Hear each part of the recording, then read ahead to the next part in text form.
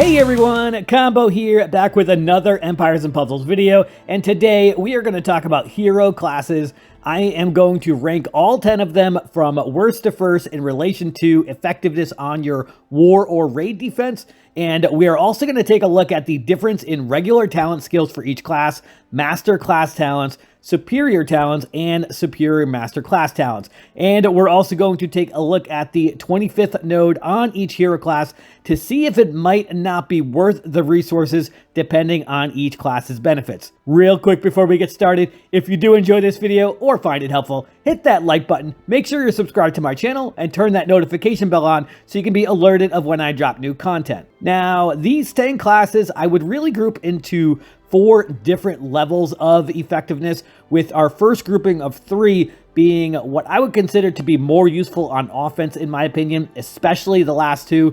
The class I would rank number 10 as being the worst on defense is Ranger. By the 20th node of the talent path, you would have gotten access to Pierce, and this is going to obviously escalate as you go through the talent path. You get 5% each of those Pierce nodes, but after you've gotten all 5, and by the 20th node, you would have gotten plus 25% chance to bypass defensive buffs, including counterattacks. At the 25th node, you get Master Pierce, which is the same as Pierce, plus if buffs were bypassed, the target gets minus 20% defense for 3 turns. The superior talents only work for the Season 1 classic heroes with a costume. For the superior Pierce 20th node, the hero will have a plus 60% chance to bypass defensive buffs, including counterattacks.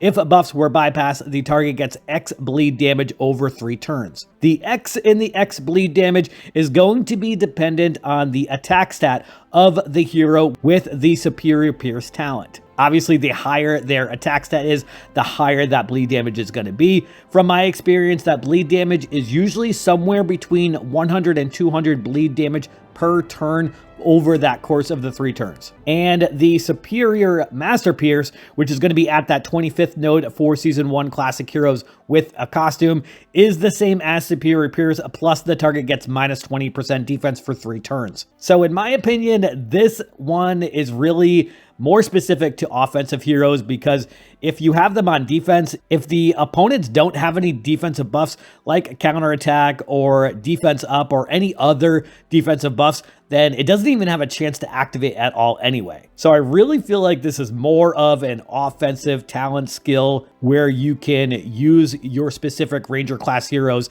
against teams that have more defensive buffs. As far as if Rangers are worth that 25th node for masterclass talents, personally, I don't feel like it is. I personally would rather save those masterclass emblems to be able to add more attack or defense for other Rangers that I have on my roster. So personally, I would skip the 25th node on the Ranger masterclass emblems. At number 9, I have Wizard. So for the 20th node, which is called Jinx, when dealing damage through normal attacks and special skills, there is a plus 25% chance to deal plus 15% extra damage per each active buff. At the 25th node, there is the Master Jinx, which is the same as Jinx, but will deal plus 25% extra damage per each active buff instead of the plus 15%. For the superior Jinx for Season 1 classic heroes with a costume, when dealing damage through normal attacks and special skills, there is a 50% chance to deal plus 15% extra damage per each active buff.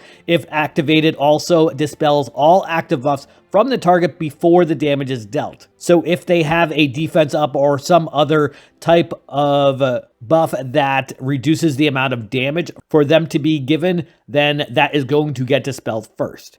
And for the superior Master Jinx, it is the same as superior Jinx, but deals plus 25% extra damage per each active buff instead of that plus 15%. Similar to Ranger, I really feel like Wizards are a little bit more effective on offense, because if you are on defense and your opponent don't have any buffs, then this is going to be another talent that does not get used because it doesn't even have the opportunity to get used. As far as this one is worth the 25th node for that extra 10% damage per each active buff, honestly, with the amount of buffs that are in the game right now, this one might be worth it. Really depends on how many wizards you have on your roster, how many masterclass emblems you have for wizards. I do think it's a little bit more worth it for heroes that are attacking wizards versus defensive wizards. So for example, I have Costume Gestalt on my roster, and I do have him with masterclass emblems. Based on his special, it would definitely work for somebody like him. Compare that to somebody like Nautica, it may not be as worth it for Nautica.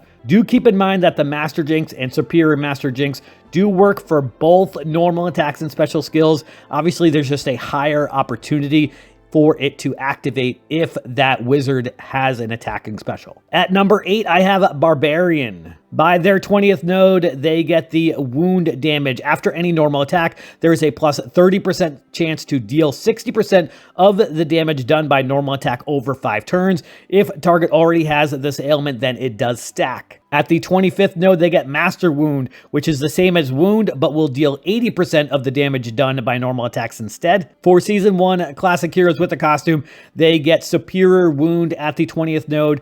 After any normal attack, plus 50% chance to deal 60% of the damage done by normal attack over 5 turns. If the target already has this ailment, then it stacks, and this character gets plus 30% attack for 3 turns. And the Superior Master Wound at the 25th node is the same as Superior Wound, but will deal 80% of the damage done by normal attacks instead of the 60% of the damage. So this one I would consider more of an offensive type of talent, but definitely can still be useful on defense as well, especially with the superior class talents being 50% chance to deal that extra damage. Thinking about heroes like Aslar that attack all, that would be a lot of extra damage. At number 7, I have Druid. I actually had this one higher, but I ended up moving them down because I felt like some of the other classes were better than Druid, but I do still feel like Druids are very useful. At that 20th node, or by the 20th node, you get the Companion. If this character received any damage by the end of enemy turn, there is a plus 15% chance to summon a Thorn minion with 15% health and 15% attack. The Master Companion at the 25th node is the same as Companion, but Thorn minion will have 25% health and 25% attack. And for Season 1 Classic Heroes, there is the Superior Companion, where if this character received any damage by the end of enemy turn, there is a plus 20% chance to summon a Thorn minion with 20% health and 20% attack. So same as the regular Companion at the 20th node, but they get 20% chance to summon the Thorn minion, and it's going to have 20% health and attack versus 15. And then the Superior Master Companion is the same as the Superior Companion, but the Thorn minion will have 30% health and 30% attack. So some of the Season 1 Classic Heroes with the tunes have close to 4,000 health when you have a legendary troop on them. So those Thorn minions are going to have 1,200 health. I really think that is very useful on defense. Again, I had Druid higher,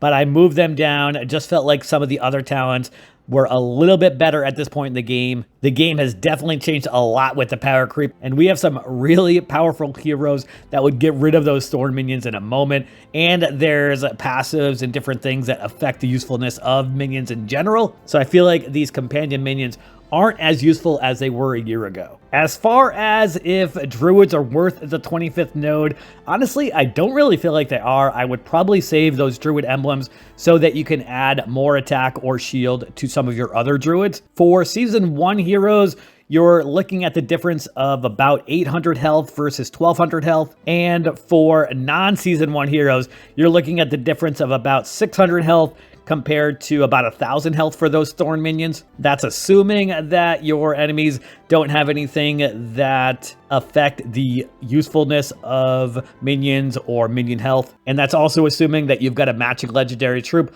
on a double limit broken hero, which would put their health around 4,000 health. And if you don't have them double limit broken and have that legendary troop, then it's definitely going to be even less worth it, in my opinion. At number 6, I have Sorcerer. By the 20th node, you would have gotten the Delay talent skill. If this character dealt any damage by the end of its turn, there is a plus 15% chance to drop the mana generation of the target by minus 50% for 2 turns. The 25th node gives you Master Delay, which is the same as Delay, but the target gets minus 20% attack for 2 turns in addition to that. For Season 1 Classic Heroes with a costume, they get Superior Delay by the 20th node. If this character dealt any damage by the end of its turn, there is a plus 60% chance to drop the mana generation of the target by minus 50% for 2 turns. And the Superior Master Delay at the 25th node is the same as Superior Delay, but the target also gets minus 20% attack for 2 turns. Definitely very useful on defense. I know when I am going up against sorcerers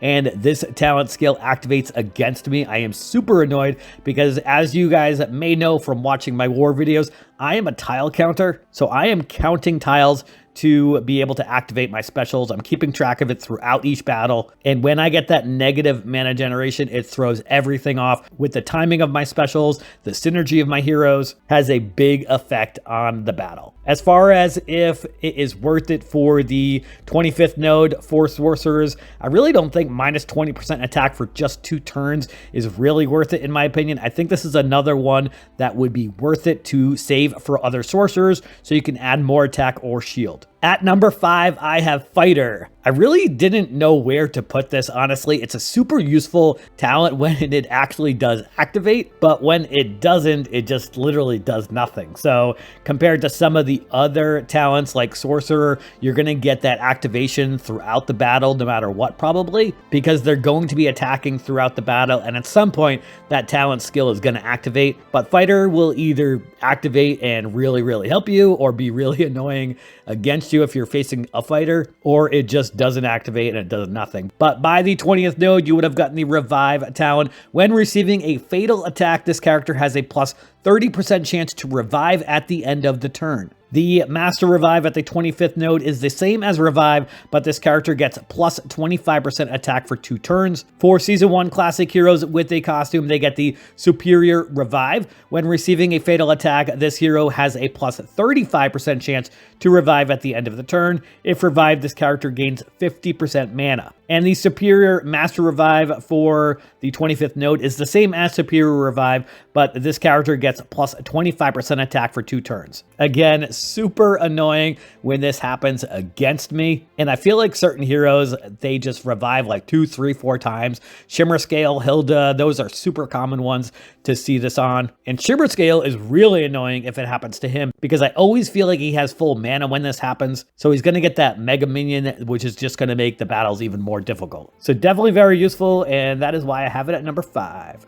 At number 4, I have Paladin. By the 20th node, you get the Protect talent. If this character received any damage by the end of the enemy turn, there is a plus 25% chance for this character to get plus 25% defense for 2 turns. At the 25th node, you get Master Protect, which is the same as Protect, but plus 25% defense for 2 turns, which also applies to nearby allies. And for Season 1 Classic Heroes, Superior Protect, if this character received any damage by the end of the enemy turn, there is a plus 50% chance for this character to get plus 25% defense for 2 turns, and this character and nearby allies recover 10% health. And for the Superior Master Protect at the 25th node is the same as Superior Protect, but plus 25% defense for the 2 turns also applies to nearby allies. This is super useful and very annoying, especially with the tunes or class heroes for Thorn or Richard. I feel like they're getting that extra defense and the extra health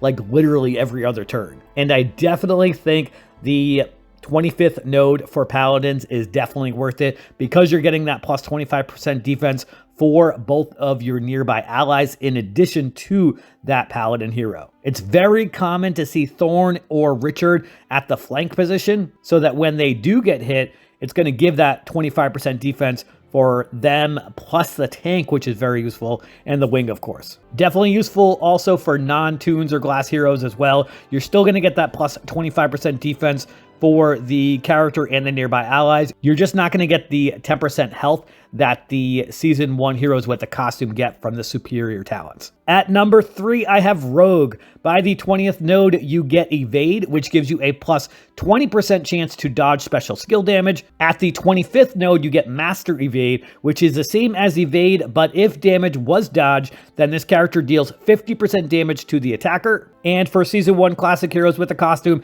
they get Superior Evade at the 20th node. This gives them a plus 30% chance to dodge special skill damage. If damage was dodged, then this character and nearby allies get plus 15% chance to dodge special skills for 3 turns. And Superior Master Evade at the 25th node gives the same as Superior Evade, but if damage was dodged, then this character deals 50% damage to the attacker. Rogues can be very annoying on defense, especially if they're toons or glass heroes. The extra dodge percentage that they give to nearby allies from the superior talent for the Season 1 Classic Heroes is definitely very useful. I don't use any of them on defense, but I do have Toon Domitia and Toon Marjana, and I very often see that activating and being helpful in each battle. As far as if the 25th node is worth it for rogues, this is another one that's really going to be dependent on how many Masterclass rogue emblems you have, how many other rogues you have or are in the works that you're leveling up that you want to give Masterclass emblems for rogues. Personally, I really feel like for Masterclass emblems, the 21st, 22nd, and 24th nodes are the most useful, where you're getting either extra shield or extra attack. So how many rogues you have to give those Masterclass emblems is definitely something you need to take into consideration. At number 2, I have Cleric. By the 20th node, they get the Mana Shield, which is a plus 35% chance to resist negative mana effects and effects that prevent the use of special skills. They get Master Mana Shield at the 25th node, which is the same as Mana Shield, but if effects were resisted, this hero recovers 10% health. And Superior Mana Shield is going to give a plus 60% chance to resist negative mana reductions and reflect negative mana effects and effects that prevent the use of special skill. The Superior Master Mana Shield at the 25th node is the same as Superior Mana Shield, but if effects were resisted, this character recovers 10% health. This is a very, very useful talent skill, and just like all of the other classes, it is even more useful for toons or glass heroes. I have made the mistake exactly once of using Von Rothbart against Toon Vivica, and I will never do that again because she resisted it and reflected it back to Von Rothbart, and it spread against my entire team. So heroes that have the ability to make your opponent rethink how they're going to attack you are extremely effective, and clerics have that ability. As far as if clerics are worth that 25th node, honestly, I really don't think that these are either. 10% health is really not that much. That's going to give them 400 health maybe. I would really rather save those other Masterclass Cleric emblems for other heroes, like I've been talking about the rest of this video. And at number 1, I have Monks. By the 20th node, they get Withstand, which gives a plus 30% chance to resist negative status effects. At the 25th node, they get Master Withstand, which is the same as Withstand, but if negative status effects were resisted, then the newest status ailment from this character is cleansed. And for Season 1 Classic Heroes with a costume, Superior Withstand gives them a plus 50% chance to resist negative status effects. If status ailments were resisted, then this character deals 100% damage to the attacker. And Superior Master Withstand at the 25th node is the same as Superior Withstand, but if negative status effects were resisted, then the newest status ailment from this character is cleansed. Definitely extremely useful, especially for those Season 1 Classic heroes. And something to take into consideration for those Season 1 heroes, if you're deciding between a toon or a glass hero, as we get more glass heroes coming out for monks, you would probably want to use the glass costume over the toon. I know a lot of people are saying toons are better than glass costumes because you have a higher percentage to resist those ailments, but the plus 60% you get for a glass costume is in addition to this plus 50% chance to resist negative status effects. So you're still going to have a high chance to resist it and also a possibility to reflect it back. But extremely useful having that ability to resist all negative status effects.